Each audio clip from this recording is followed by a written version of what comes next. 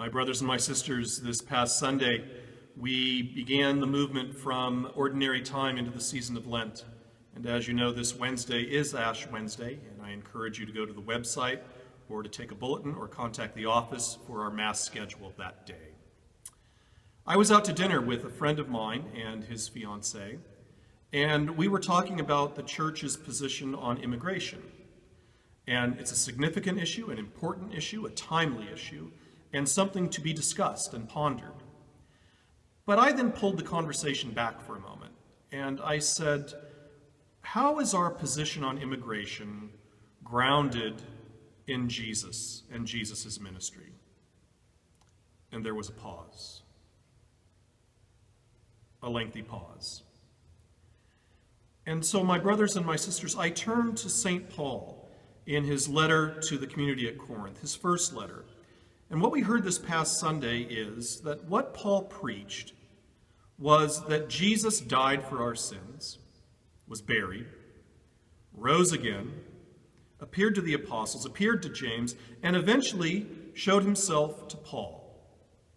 And it's from that bedrock understanding of faith that Paul began to evangelize, and Paul began to preach, and Paul became the messenger of Jesus Christ to the Gentile communities. But it was grounded in the fundamentals of faith. So the questions that I think we need to ask ourselves is this: how well do I know the foundations of our faith?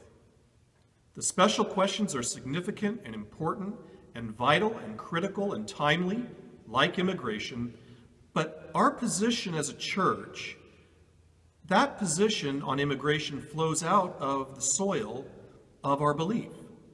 And our belief is this, that Jesus is fully God and fully human, and that he reveals the fullness of God and the depth and fullness of our humanity at the same time in all that he did, all that he does.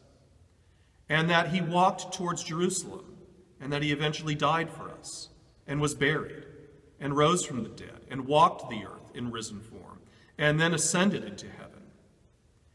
And if we begin to understand that basic truth, that becoming the soil of our faith, that becoming where it is we ground our Judeo-Christian understanding of ourselves, then we can begin to ask those special questions. Then we can begin to say, so, geez, given that truth, how does immigration flow out of that? How do we understand any special question?